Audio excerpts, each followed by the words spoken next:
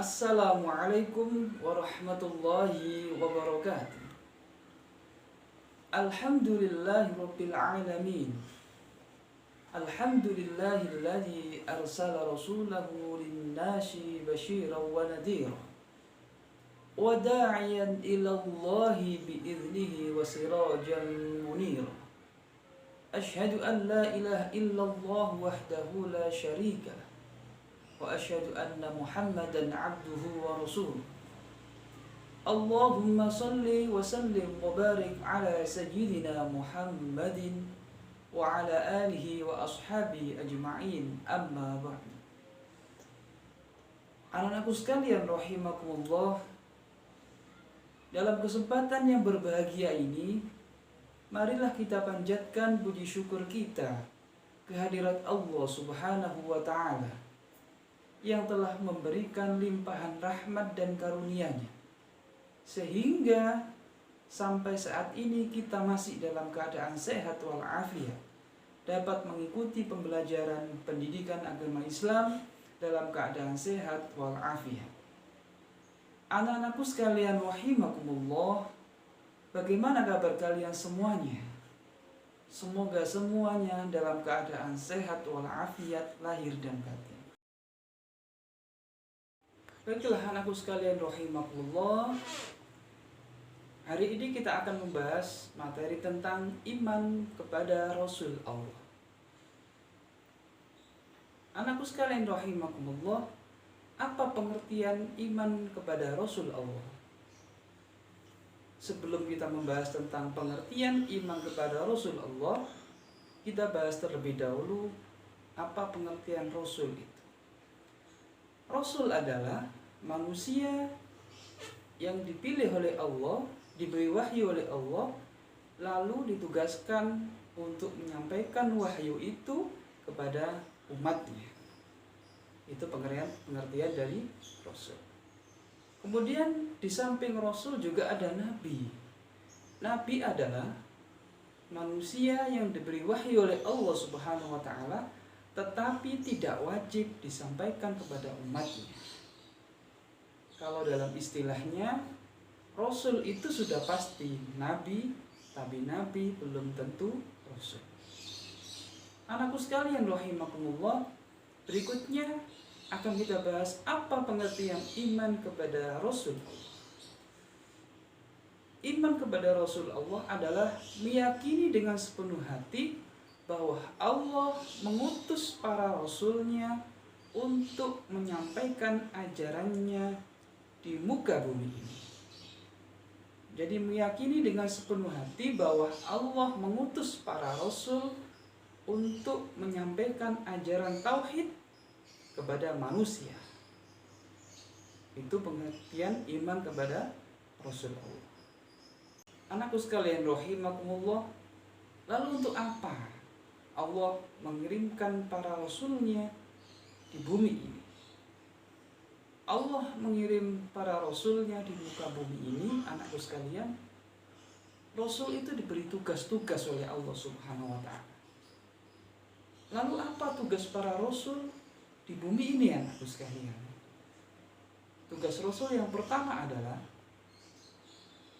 sebagai penyebar tauhid yang murni. Apa tauhid yang murni itu? Tauhid yang murni adalah mengesahkan Allah, tidak menyekutukan Allah dengan yang lainnya, mengajak manusia untuk menyembah Allah. Kita tahu anakku sekalian, di bumi ini pada zaman dahulu itu banyak manusia yang menyembah berhala, banyak manusia yang menyembah matahari, banyak manusia yang menyembah jin dan lain sebagainya. Jadi kedatangan para rasul di bumi ini, anakku sekalian, untuk menyebarkan tauhid yang murni, yaitu mengesahkan Allah, mengajak manusia yang tadi menyembah berhala untuk hanya menyembah Allah Subhanahu wa ta'ala. Itu tugas para rasul yang pertama. Tugas rasul yang kedua adalah, anakku sekalian, sebagai pembawa kabar gembira. Kabar gembiranya apa, anakku sekalian? Bahwa para rasul ini ditugaskan oleh Allah ke bumi untuk menyampaikan kepada manusia bahwa siapa saja yang akan ditaat kepada Allah Subhanahu wa taala akan mendapatkan kabar gembira. Apa kabar gembiranya itu? Dia akan masuk surganya Allah Subhanahu wa taala dan akan kekal selama-lamanya di dalam surganya Allah Subhanahu wa taala. Yaitu tugas rasul yang kedua. Kemudian tugas rasul yang ketiga, anakku sekalian, sebagai peringatan atau memberikan peringatan kepada manusia untuk selalu taat kepada Allah, untuk selalu meningkatkan keimanan dan ketakwaan kepada Allah, untuk tidak berbuat maksiat. Itu tugas rasul yang ketiga. Baiklah anakku sekalian rahimakumullah, setelah kita membahas tugas para rasul di bumi ini, berikutnya kita akan membahas sifat-sifat dari rasul. Anakku sekalian, rasul itu memiliki 3 sifat. Yang pertama, sifat wajib. Yang kedua, sifat mustahil. Yang ketiga, sifat jaiz. Kita bahas yang pertama. Apa sifat wajib itu, anakku sekalian? Sifat wajib adalah sifat yang harus dimiliki oleh para rasul. Sifat yang harus ada dalam diri rasul. Lalu apa saja sifat wajib para rasul itu? Yang pertama, siddiq. Yang kedua, amanah. Yang ketiga, tabligh. Yang keempat, fatonah. Anakku sekalian rahimakumullah, siddiq artinya benar atau jujur. Jadi rasul itu wajib memiliki sifat benar atau jujur. Jadi itu sifat wajib rasul yang pertama. Sifat wajib rasul yang kedua adalah amanah. Apa amanah itu, anakku sekalian? Amanah itu dapat dipercaya. Sudah pasti seorang rasul itu wajib memiliki sifat amanah. Karena rasul itu ditugaskan untuk menyampaikan wahyu. Sifat wajib rasul yang ketiga adalah tabligh, yaitu menyampaikan wahyu. Ini juga harus ada dan wajib ada pada diri seorang rasul. Yang keempat, sifat wajib yang keempat adalah fatonah, cerdas. Rasul harus cerdas. Kenapa harus cerdas? Karena rasul itu mengingatkan manusia.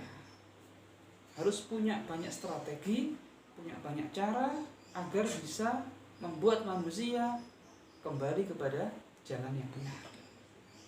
Anakku sekalian rahimakumullah, yang kedua adalah sifat mustahil. Sifat mustahil itu sifat yang tidak mungkin ada pada diri rasul. Itu namanya sifat mustahil. Sifat mustahil itu ada 4, anakku sekalian.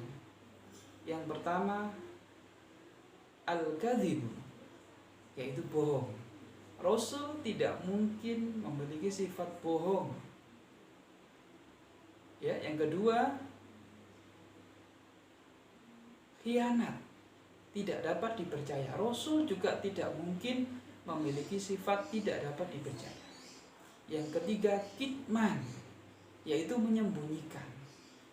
Rasul juga tidak mungkin menyembunyikan wahyu yang diberikan Allah kepadanya. Rasul wajib menyampaikan wahyu dari Allah kepada umat manusia. Yang keempat adalah balada atau bodoh. Rasul tidak mungkin memiliki sifat bodoh. Rasul itu harus cerdas. Anakku sekalian, itulah 4 sifat mustahil Rasul. Sifat yang ketiga adalah sifat jaiz. Sifat yang boleh ada pada diri Rasulullah, pada diri Rasul Allah Subhanahu wa taala. Apa sifat jaiz Rasul itu? Sifat jaiz Rasul itu wuqul ardil basyariyah. Artinya Rasul itu memiliki sifat seperti manusia biasa. Rasul itu ya makan, ya minum, ya tidur, ya menikah, ya punya anak. Itu sifat jaiz dari Rasul. Baiklah anakku sekalian rahimakumullah, itulah sifat-sifat dari para rasul. Kemudian berikutnya anakku sekalian, berapa jumlah rasul yang diciptakan Allah?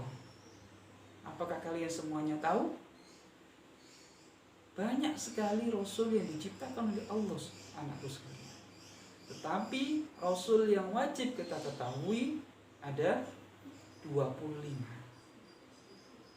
Jadi rasul yang wajib kita ketahui jumlahnya ada 25. Siapa saja rasul yang wajib kita ketahui? Baiklah anakku sekalian, rasul yang wajib kita ketahui dapat kita lihat di video berikut ini.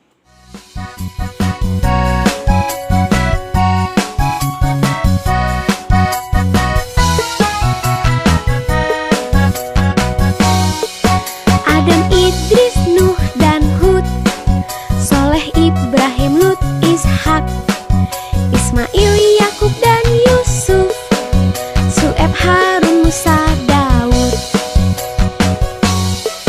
Zulkifli dan Sulaiman, Ayub, Yunus, Zakaria, Ilyas dan Ilyasak, Yahya, Isa, dan Muhammad. Itulah nama nabi-nabi umat Islam.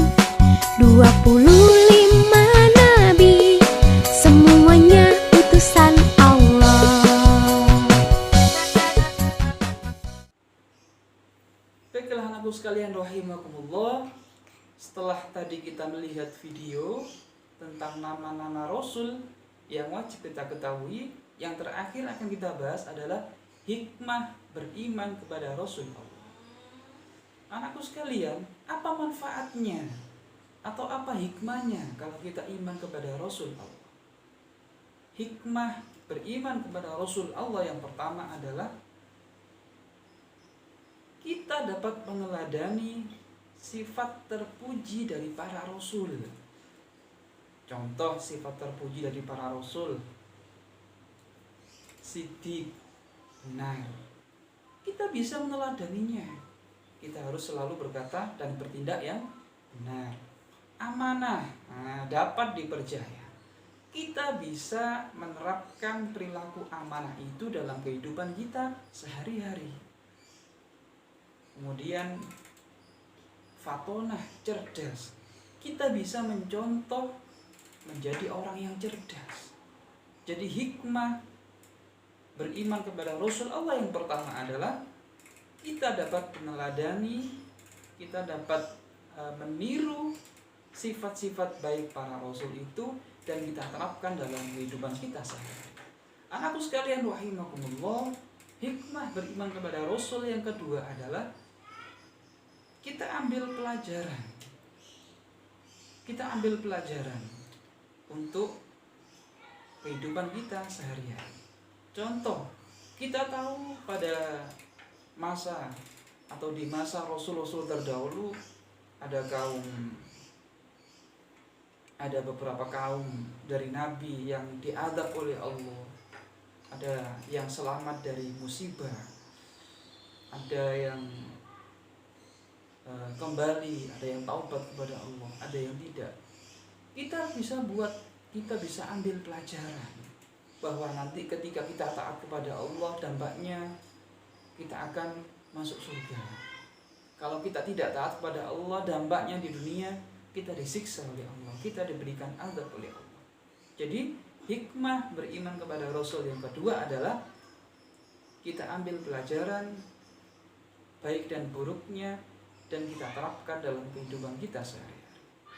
Anakku sekalian rahimakumullah, hikmah beriman kepada Rasul yang ketiga adalah dapat meningkatkan keimanan dan ketakwaan kita kepada Allah Subhanahu wa Ta'ala. Jadi anakku sekalian, kalau kita beriman kepada Rasul Allah, akan bisa meningkatkan iman dan takwa kita kepada Allah, akan membuat kita semakin yakin kepada ajaran-ajaran Allah Subhanahu wa Ta'ala.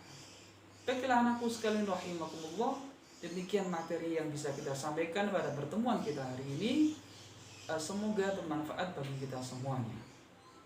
Tetap jaga kesehatan di rumah anakku sekalian. Tetaplah lanjutkan, istiqomahkan beribadah di rumah, sholat 5 waktu, membaca Al-Quran, tetap lakukan dengan istiqomah di rumah. Semoga kita semuanya diberikan perlindungan oleh Allah Subhanahu wa Ta'ala, diberikan kesehatan lahir batin, dan diberikan keselamatan di dunia dan di akhirat. Amin amin ya rabbal alamin. Wassalamualaikum warahmatullahi